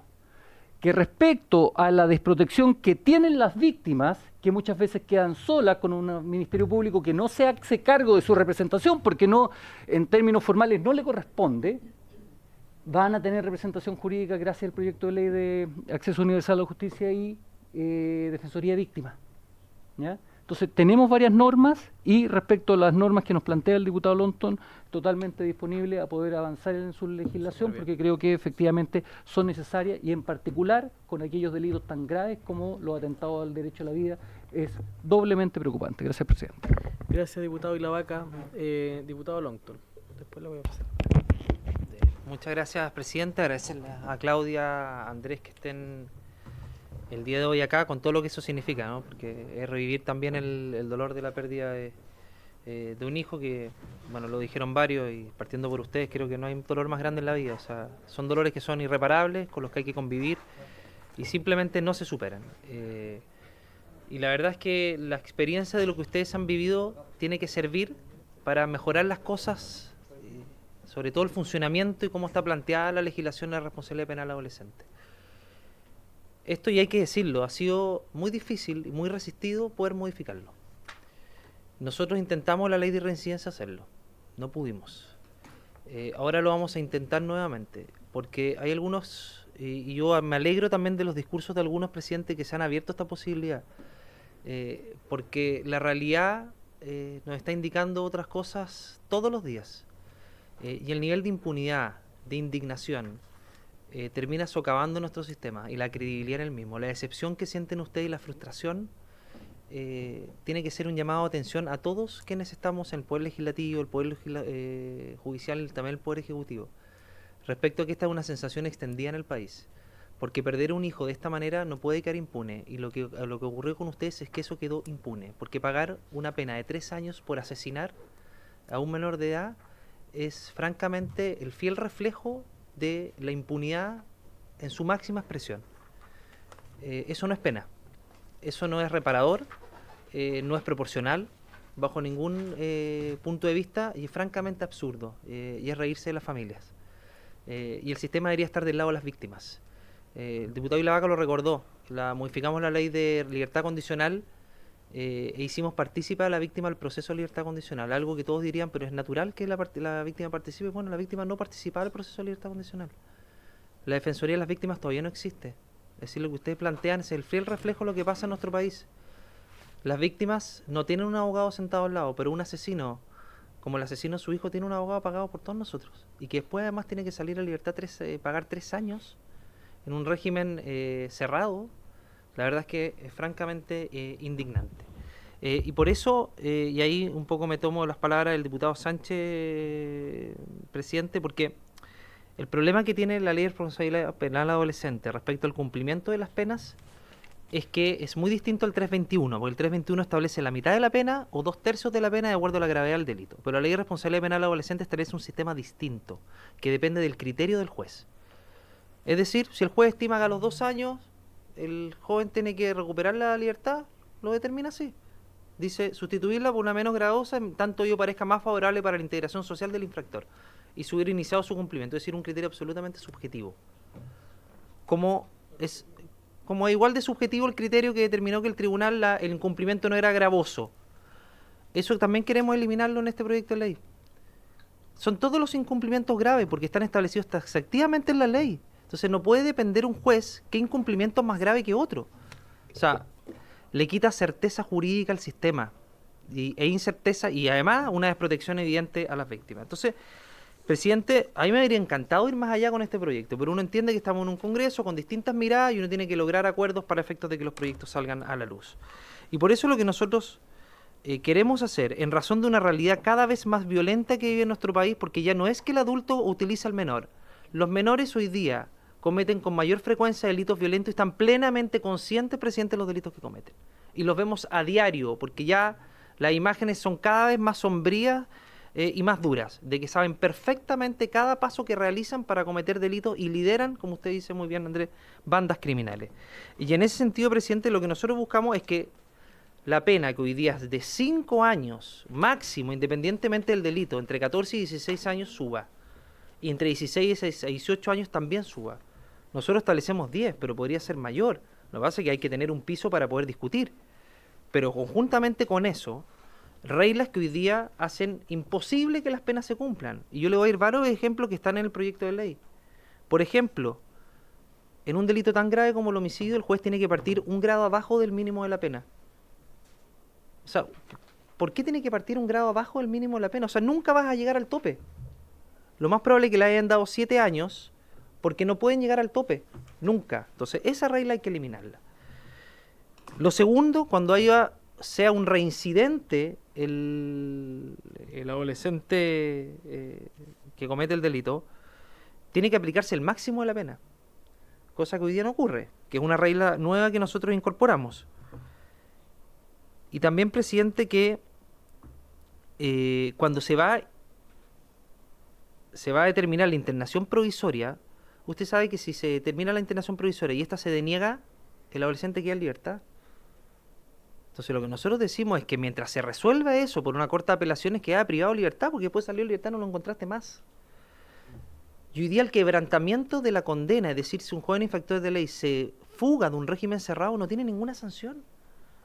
O sea, le sale gratis. Se escapa, lo capturan de nuevo y vuelve a cumplir lo que le queda de la pena. O sea, se entiende como tiempo cumplido el que está... O sea, es francamente absurdo, presidente. Si alguien nos está escuchando, no lo podría comprender. Pero así funciona nuestro sistema, que es excesivamente garantista para los menores de edad. Y el diputado Leiva hablaba de una modificación, pero la modificación no tenía que ver con estos elementos. Tenía que ver con la creación de un Servicio Nacional de Reinserción Juvenil, que tenía que ver con otras cosas, que tenía que ver con la reinserción, con la rehabilitación, pero no tenía que ver con el castigo que tienen que tener aquellos jóvenes que cometen delitos tan violentos como estos, presidente. Entonces, la verdad es que, presidente, el testimonio de Claudia y Andrés solamente nos tiene que llamar a sensibilizarnos, porque ni Dios quiera que alguien cercano sufra algo de lo que sufrieron Andrés y Claudia. Porque le aseguro, presidente, que si a alguno de nosotros nos tocara vivir algo tan duro como esto, estaríamos sin ninguna duda dando los votos inmediatamente para que algo así se modificara. Porque 3 años, presidente, la verdad es que no tiene presentación. Y eso solamente termina mermando y profundizando el deterioro en nuestras instituciones y favoreciendo a los delincuentes que hoy día ven como tienen chip libre para delinquir, porque tienen claro, porque los jóvenes conocen la ley mejor que todos nosotros, que matar a una persona hoy día no implica ningún castigo en la práctica, presidente. Por lo tanto, espero que este proyecto avance y que la voluntad que han manifestado algunos parlamentarios se traduzca en el momento que corresponda en los votos favorables. Muchas gracias. Muchas gracias, diputado Longton. Sí, diputado. Sí, tenemos Sí. hasta las 4:30. Me parece muy bueno el proyecto. Diputado Alessandri. Va tocando cada una de las cosas que mencionaban los padres. Me impresionó mucho el tema del quebrantamiento del beneficio, cuando le dan este régimen solo 3 años, en este régimen semiabierto, lo quebranta, y que el juez haya dicho que no era grave, porque lo quebranta 3 meses. También lo soluciona el proyecto, dice: el quebrantamiento de la internación en régimen cerrado será sancionado con la internación en el propio centro por un periodo idéntico. O sea, incluso ataca eso. Y la pregunta, presidente, es si podemos, con el acuerdo de la comisión, votar en general este proyecto para seguir la tramitación. Gracias. Sí, respecto de la votación en general, yo pedí el acuerdo al inicio, no tuve el acuerdo. Bueno, evaluémoslo.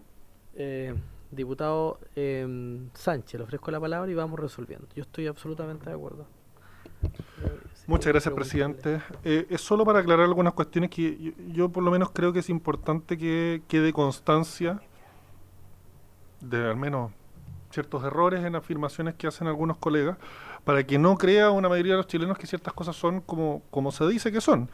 Por supuesto que el proyecto de ley que impulsaron conjuntamente los diputados Longton y Lavaca es un avance, pero no va al fondo de lo que estaba planteando yo acá. Aquí cuestiones, y aquí estoy remitiéndome a una nota de Diario Constitucional que hace un resumen, yo creo que bien completo de lo que es esa ley que se aprobó. Establece que el informe de gendarmería del cual yo hice referencia es un antecedente calificado. O sea, de nuevo, no es requisito que tenga que aplicarse lo que ese informe dice. Las personas que hubiesen sido condenados a presidio perpetuo simple, a penas de presidio perpetuo simple que se le haya rechazado la solicitud de libertad condicional, tienen que esperar un año para volver a solicitarla. Igual se les puede conceder. Presidio perpetuo simple estamos hablando.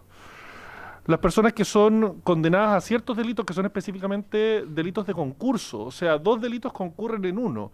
No habría calificado el caso de Andrés, porque aquí estamos hablando de delitos de robo con violación, de secuestro con homicidio, sustracción de menores concurrente con homicidio, o sea, son delitos súper graves y que además concurren 2 delitos en un solo hecho. Entonces este caso no habría calificado. Y se establece que las víctimas deben ser informadas de todos estos procesos de otorgamiento de la libertad condicional. Entonces, yo solo quiero reiterar, señor presidente, lo que dije antes. Aquí se está bailando en torno a la libertad condicional. La libertad condicional se va manteniendo incólume. Se puede seguir otorgando a sus anchas por parte de los jueces. Tienen una obligación de notificar, de hacer partícipe, de eventualmente escuchar, o en los tribunales de ejecución de pena recibir a las víctimas para que puedan declarar. Pero ¿qué fuerza imperativa tienen todas estas cosas para el juez que finalmente decide el otorgamiento de este beneficio? Ninguna.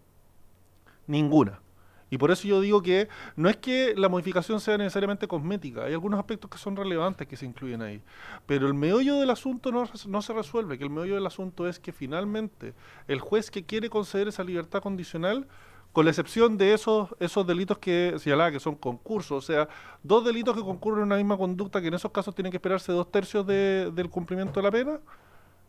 En todo el resto de los casos se puede conceder esa libertad condicional y en la peor de las situaciones está obligado el juez a escuchar a un par de personas más.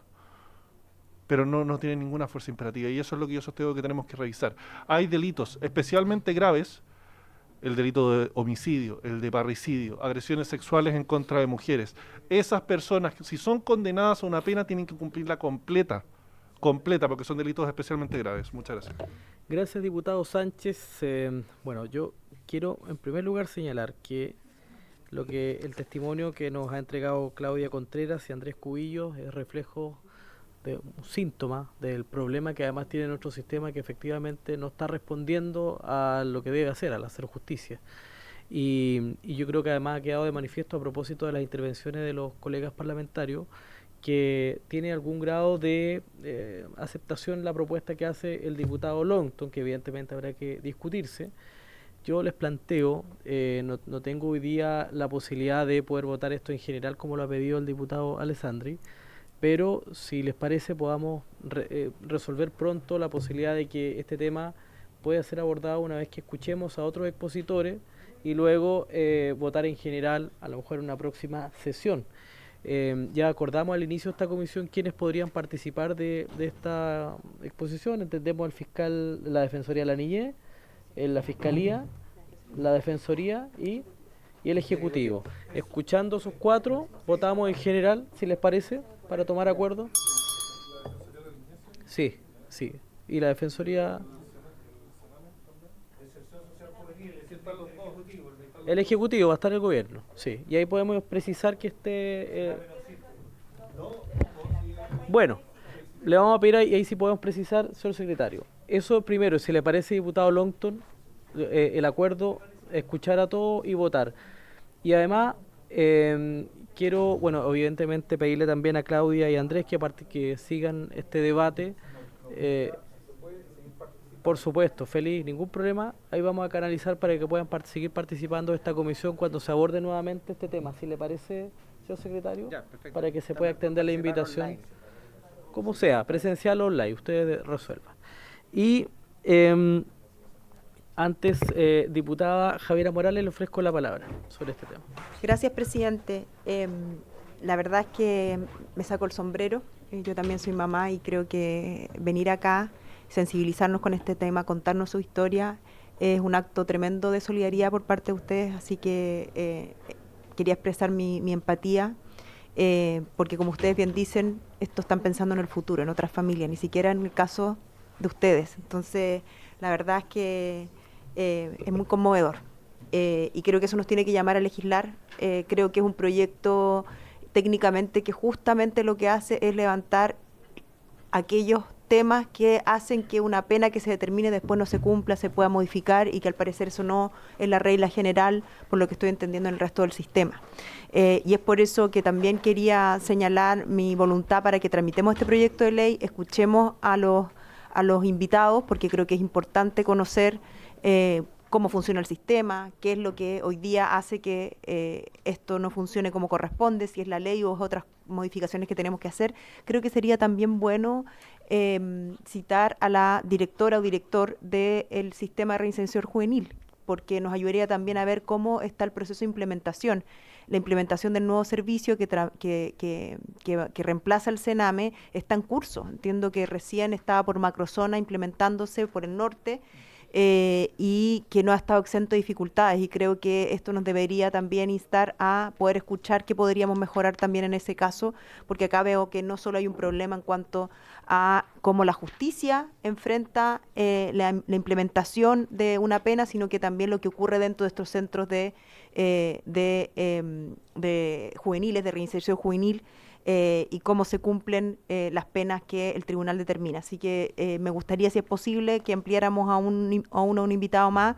Es un servicio, entiendo que depende del Ministerio de Justicia todavía. Eso, muchas gracias, presidente. Bien, si le parece a la comisión, vamos a incorporar dentro de la invitación del Ministerio de Justicia que nos acompañe también el sistema del Servicio de Reinserción Social Juvenil. Bien.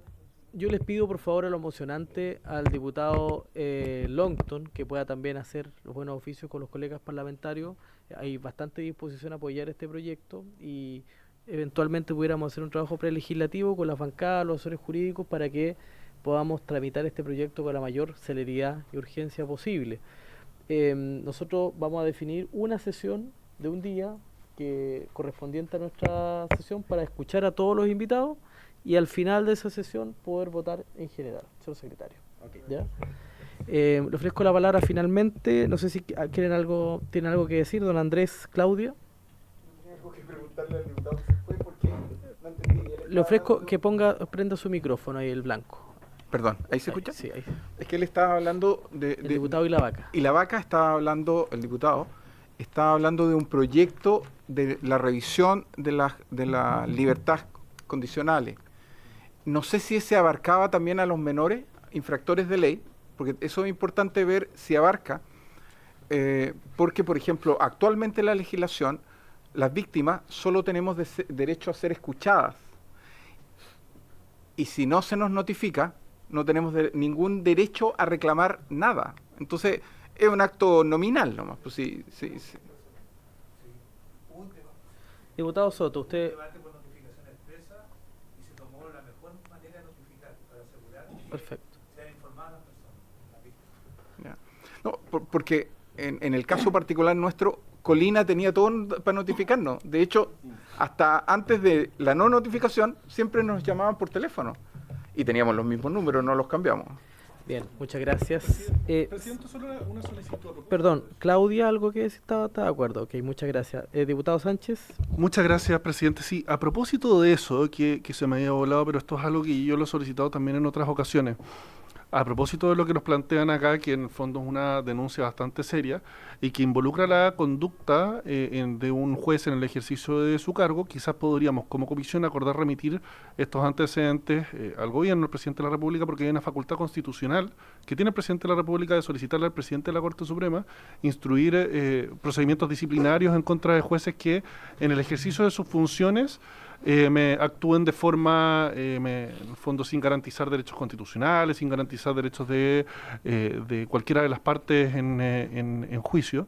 Esto lo planteamos en su minuto y se tomó el acuerdo para el caso de Arica, cuando se le pretendió entregar la lista de testigos al Tren de Aragua, al abogado del Tren de Aragua. Y hubo otro caso, no recuerdo muy bien, presidente, en cuál fue, pero también lo acordamos. Esta sería, por lo menos que yo tengo memoria, en este periodo, la tercera o cuarta ocasión en que podríamos acordarlo como comisión. Y esto simplemente plantearle al presidente que lo considere. Que lo considere, es una facultad constitucional que solo él tiene, y que esto podría permitir solicitarle al presidente de la Corte Suprema que se inicie un procedimiento disciplinario y eventualmente castigar administrativamente a estos jueces por haber incumplido una obligación legal que tenían, que es de notificar de un procedimiento a las víctimas. Le planteo lo siguiente, diputado Sánchez, por la importancia de lo que usted propone, si nos pudiera hacer llegar el acuerdo y nosotros eventualmente ponerlo a discusión y votación en la próxima sesión, porque estamos hablando de una solicitud al presidente de la República. Yo estoy de acuerdo, pero resolvámoslo en la comisión con todos presentes y con la propuesta suya, porque estoy casi sin quórum. Con los datos procesales. Ahí el secretario, para que usted pueda también hacerle llegar los detalles. Para finalizar también, porque tenemos que abordar el segundo tema, solamente señalar que el diputado Ilavaca planteó que efectivamente habían dos proyectos, el Tribunal de Ejecución de Pena y la Defensoría de las Víctimas, que está detenido en el Senado en su tramitación. Yo estoy muy de acuerdo en que podamos sacar enviar una nota a la Comisión de Constitución del Senado, si le parece, señalando la importancia de que estos proyectos se puedan tramitar. Si les parece a la Comisión. Ya. Diputado Longton, para finalizar Sí, para finalizar, solamente si puede recabar el acuerdo, presidente, para que Claudia y Andrés puedan estar presentes como oyentes y eventualmente puedan intervenir en la comisión, en la próxima comisión, donde vamos a tener otros invitados. Eso, presidente. Diputado Soto. Presidente, mire, yo tengo la mejor disposición siempre a escuchar en esta comisión a todo tipo de invitados, y la verdad que el caso que nos han contado acá sin duda nos entrega varias claves para poder resolver y mejorar la legislación.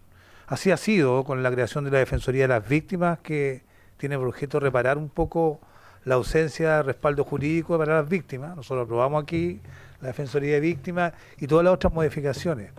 Pero la última vez que se aprobó algo así como que lo que pide el diputado Longton por su intermedio, de que personas que han sido víctimas de una situación particular estén en el debate en general de un proyecto de ley, salió la ley, el proyecto de ley que estuvo en tabla hoy día sobre legítima defensa, que es un proyecto que fue rechazado casi por completo en esta comisión porque estaba mal hecho, porque le agregaba más requisitos a la legítima defensa que pueden usar las personas. Requisitos incluso algunos subjetivos, donde iba a tener que probar, el que hacía uso de la legítima defensa tenía que probar el ánimo de defensa. Y vamos a hacer un papelón en la sala, producto de este tipo de situaciones. Yo le pediría que tuviéramos los expertos acá que nos permiten hacer buenas legislaciones, y no el fiasco que vamos a tener cuando revisemos el proyecto de legítima defensa, que perseguía una buena idea, pero fue mal llevado a la práctica. Todo por tratar de congraciarse con una persona que habían traído, que había tenido una dificultad en este caso. Yo pediría que aprendiéramos de los problemas. Bien. Diputado Longton. Ya que el diputado Soto no le parece que puedan estar presentes Claudia y Andrés, y él juzga, parece ser la única voz rectora para poder definir que si un proyecto es bueno o malo. Les pido que nos respetemos nuestras intervenciones. Sí, por su intermedio, presidente, muchos proyectos del diputado Soto han sido rechazados y no por eso van a ser proyectos malos per se. Pensamos distintos solamente. No es ni un proyecto tampoco, pero me parece que no es la forma de referirse a proyectos que pueden haberse aprobado o rechazados y que podemos tener legítimas diferencias. Dicho eso, presidente, igualmente van a estar invitados Andrés y Claudia, así que... Acordamos recién, cuando estaban, que ellos van a estar invitados para que puedan asistir vía telemática, sí, claro, o estar presentes. Muy bien. Pero no como intervinientes. Sí, está muy bien. Gracias, presidente. Sí. Bien, muchas gracias Claudia Contreras, don Andrés Cubillos, por participar de esta sesión.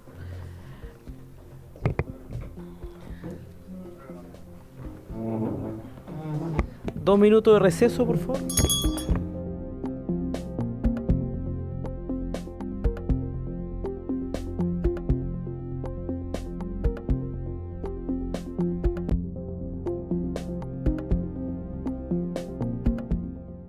Se reinicia la sesión.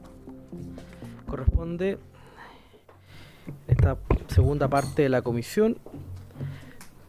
proceder a la presentación del proyecto de ley que modifica el Código Procesal Penal para aumentar la proporción de días de arresto domiciliario susceptible de ser abonada a la pena privativa de libertad impuesta al condenado, boletín 16.769-7. Para este proyecto, bueno, en primer lugar le voy a ofrecer la palabra al diputado Leonardo Soto, quien es autor del proyecto junto a otros diputados también, entiendo, de su bancada, y luego a nuestros invitados de la Defensoría Nacional. Defensoría, espérame, estoy buscando el nombre de nuestro invitado. Acá está. A ver, segundo. Don Joaquín Alejandro Miller, abogado profesional del Departamento de Estudio y Proyecto de la Defensoría Nacional. Bien, diputado Soto, le ofrezco la palabra. Gracias, presidente. Mire, este es un proyecto que tiene un objetivo bien definido y también bien acotado. Lo que busca este proyecto es modificar el Código Procesal Penal, buscando que los imputados en la justicia penal que cumplen una medida cautelar de arresto domiciliario, que está tan de moda en estos tiempos, mientras dure la tramitación del proceso, cumplen medidas de arresto domiciliario, que cuando sean condenados a una pena privativa de libertad por haberse acreditado su responsabilidad a una pena de cárcel, no se les abone o descuente a la pena que deberán cumplir la proporción que hoy día establece la ley, que es un día de arresto domiciliario por un día de cárcel efectiva, sino que se establezca una proporción mayor. Yo coloco en la propuesta que sean 4 días de arresto domiciliario por un día de cárcel, pero yo me he abierto a la propuesta de varios parlamentarios de esta comisión incluso, que sean 2 días de arresto domiciliario por un día de pena privativa de libertad producto de una condena. Esto tiene que ver primero con que los días de arresto domiciliario que se establecen como medidas cautelares no son equivalentes a los días de privado de libertad en un recinto penitenciario. Hoy día la regla es 1 a 1 y evidentemente la restricción a la libertad individual del afectado que se produce en el arresto domiciliario tiene distinta naturaleza, distinto lugar de cumplimiento de esta pena o de este tipo de medidas, y también las condiciones que se cumplen son completamente diferentes y mucho menos gravosas.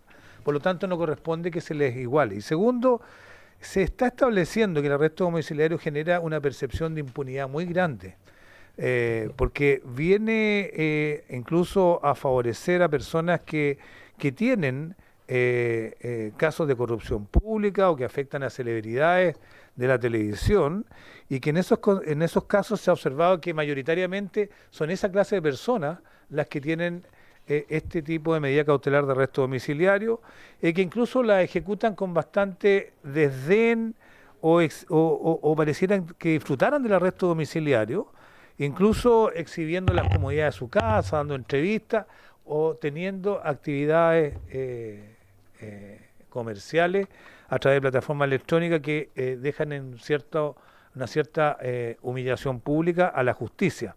Por eso, presidente, nosotros proponemos modificar el artículo 151 del Código Procesal Penal para establecer que esta relación, cuando se condena a una persona, se establezca el abono a la pena impuesta por los días de arresto domiciliario, sea en razón de 2 días de arresto domiciliario por 1 de pena privativa de libertad. Gracias, diputado Soto. Había un proyecto que es parecido a este, ¿no? Que se presentó a propósito, sí, no quiero ponerle nombre, pero a propósito del arresto domiciliario y ¿Presidente? Algún tipo de beneficios que tenían, diputado. Sí, se presentó uno por varios parlamentarios del PPD, entiendo, sí, pero no exclusivamente de esa bancada, que quiere regular las condiciones en que se ejecuta el arresto domiciliario, sí, y estableciendo restricciones no tan solo a la movilidad de la persona que está arrestada, sino que también respecto de las actividades que pueden desarrollar. A pesar de ser actividades lícitas, la inclusión en plataformas electrónicas para adultos, por así decirlo, a pesar que son actividades legales, pero ciertamente establecen un cierto desdén o desprecio respecto de la condición, sí, claro, en que se encuentran como imputados por graves delitos y de la decisión judicial también que adoptan.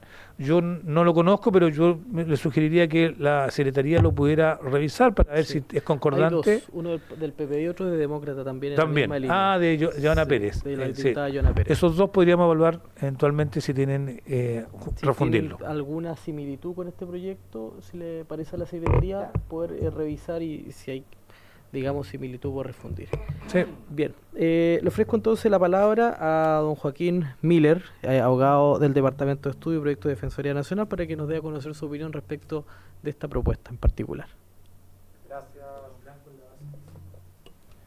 Gracias, señor presidente, honorables diputados y diputadas. En primer lugar, forma breve y concreta, quiero referirme al fundamento de la institución del abono respecto a de las medidas cautelares a una pena.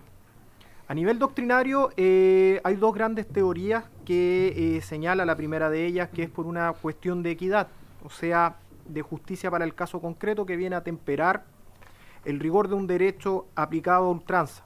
Es decir, que por estas razones de justicia debe ser abonado, sobre todo una medida cautelar privativa de libertad, si con posterioridad también debe cumplir el imputado esta pena.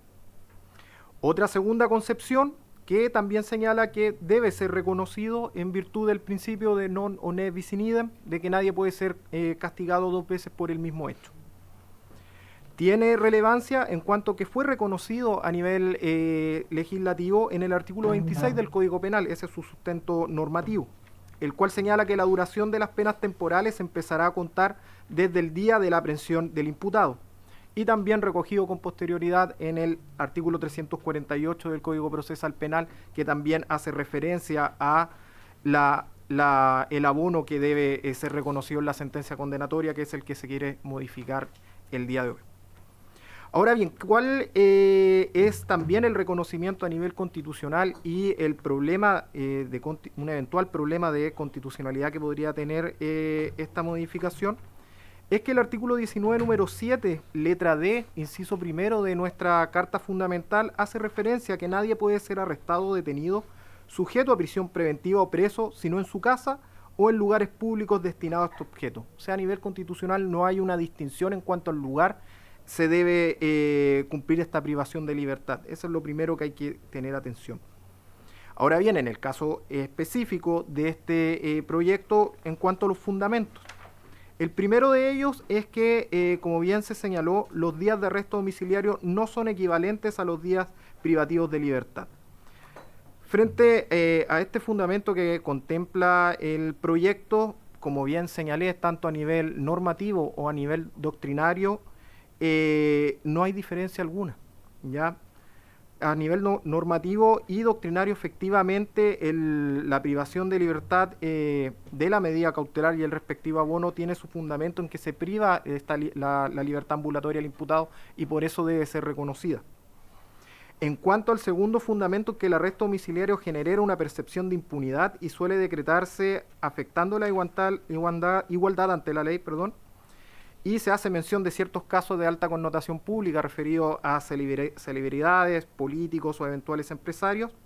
Lo cierto es que, bueno, el día de hoy solicitamos en nuestra institución a estadística las causas vigentes y las que están sujetas a las medidas cautelares de arresto domiciliario total. De 183.080 causas vigentes de la Defensoría Penal Pública, sujetos a arresto domiciliario total, actualmente se encuentran 3.536 personas. Y sujetos a arresto domiciliario parcial, 7.510. Por ende, que sean personas de alta connotación pública las que son sujetas a esta medida cautelar de un arresto domiciliario a forma de beneficio, como fue planteado, consideramos que, bueno, en rigor de los números y la estadística, no es así. Hay personas que no cumplen estos requisitos que efectivamente están cumpliendo la medida cautelar. Ahora bien, en cuanto a la percepción de impunidad, que también fue señalada, consideramos que es un problema más de fiscalización y ejecución de la medida cautelar, no de la proporcionalidad de la aplicación de un abono, sino que es en ese sentido en que se debe poner atención. De igual forma, reducir el abono implica condenas más largas y mayor costo para el Estado. Por ende, si bien es una idea que es necesario que madurar, que se debe poner atención y legislar en lo futuro, consideramos que en el mismo proyecto, si bien se hace mención a derecho comparado, como puede ser que se hace expresa mención al Código Penal peruano, consideramos que también debe analizarse qué es lo que ocurre tanto en España como en Alemania, que efectivamente han resuelto lo relativo al abono de las medidas cautelares. En este sentido, el Código Penal español, en su artículo 58, numeral 1, y también artículo 59, efectivamente también, al igual que nosotros, considera y manifiesta que se debe reconocer el abono. Ahora bien, a diferencia del proyecto que establece como regla la proporcionalidad, que debe ser de 4 o discutible si puede ser de 2 días, el Código Penal español, si bien vuelve imperativo el reconocimiento del abono, en cuanto al cómputo del abono propiamente tal, lo deja en cuanto a una facultad del tribunal para aplicar el caso concreto. Es así que el tribunal, conociendo de qué manera se dio cumplimiento a esta medida cautelar, es que puede aplicar al caso concreto si el abono será proporcional de 1:1, como es actualmente, 4 días como se propone en el proyecto, o 2 días como también puede ser discutido. El Código Penal alemán, de igual forma, en el artículo 51 y 60 reconocen esta institución, y al igual que el Código Penal español, establece la obligatoriedad del abono de la pena privativa de libertad temporal. Sin embargo, el tribunal puede ordenar el descuento que sea total o parcialmente cuando no se justifica en vista de la conducta posterior del hecho del condenado. O sea, también le da esta facultad al juez de analizar de qué manera fue el cumplimiento de la medida cautelar para aplicar la norma de proporcionalidad en cuanto al abono. Por eso consideramos que el problema en sí es de fiscalización y ejecución, y no más bien de la norma penal del artículo 348 en relación del 26 del Código Penal. Gracias, Bien, señor presidente. muchas gracias a don Joaquín Miller de la Defensoría Nacional. Si le parece a la comisión, vamos a pedir un informe a la biblioteca, aprovechando que está aquí nuestra representante de la biblioteca, para tomar legislación comparada a propósito de la mención que hacen ustedes respecto de el abono del arresto domiciliario a la pena. ¿Le parece a la comisión? Bien, diputado Soto, le ofrezco la palabra. Sí, no, yo agradezco, presidente, la opinión que da la Defensoría Penal Pública. Solo aclarar o precisar de que nosotros creemos que debe mantenerse un abono de los días de arresto domiciliario con respecto a una pena privativa de libertad. Solamente discrepamos de la proporción. Hoy día es 1:1. Yo creo que 2:1 es bastante razonable de poder ser modificado en este proyecto de ley. Pero usted sugiere algo distinto, o más bien menciona la jurisprudencia o la manera en que proceden estas materias en España y en Alemania, donde dejan entregado al arbitrio o la discrecionalidad de un juez establecer si se abona 1:1, 2:1, 3:1, 4:1 en cuanto a estos reales. Pero no me quedan claros, no sé si pudiera precisarlo, cuáles son los criterios concretos, los parámetros con que un juez puede determinar de qué manera establece este abono, porque estableciendo una discrecionalidad grande en estas materias, sin tener un marco de actuación, creo que no le da mucha certeza ni certidumbre a este tipo de situaciones.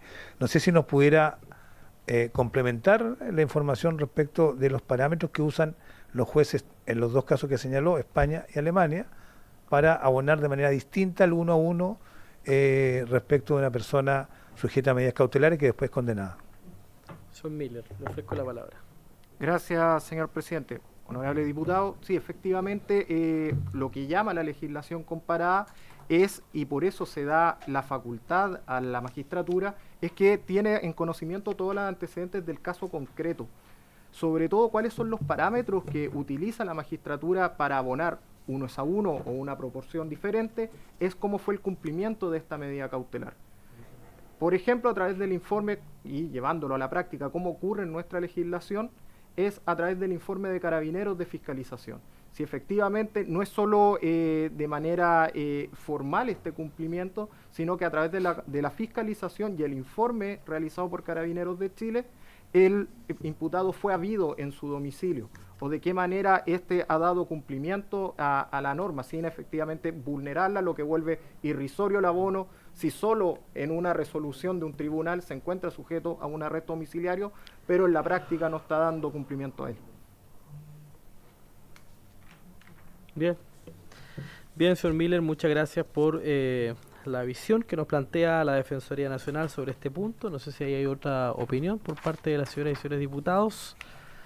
Bien, no habiendo más opiniones, solamente recordar los acuerdos. Vamos a pedir el informe entonces a la biblioteca, ¿ya? Respecto a la legislación comparada sobre este punto, y también vamos a revisar los proyectos a ver si tienen alguna similitud, si es que eventualmente se puedan refundir o no, ¿ya? Porque entiendo que apuntan un poco a lo mismo, a los beneficios que significa para muchos tener arresto domiciliario como medida cautelar. Bien, por haberse... Diputado Soto. Sí, presidente, solo para precisar lo que resta de tramitación de este proyecto, entiendo que junto con este examen de compatibilidad con otros proyectos, valdría la pena escuchar la opinión del Ministerio Público, que ellos trabajan todos los días con estos temas, igual que la Defensoría, y también el Ejecutivo, que tiene que ver con el superior político, autoridad administrativa y política del sistema penitenciario. Que también tiene que ver con esto. Bien, si le parece a la comisión, vamos a acordar entonces que invitemos a esos dos expositores, al Ejecutivo y al Ministerio Público, para escucharlos respecto a este tema, y si le parece, y si hay coincidencia además con los proyectos que después eventualmente podamos refundir, yo creo que podríamos después de esa sesión votar en general, ¿ya? Si les parece a la comisión, se acuerda. Bien, por haberse cumplido el objeto de la sesión, se levanta. Muchas gracias.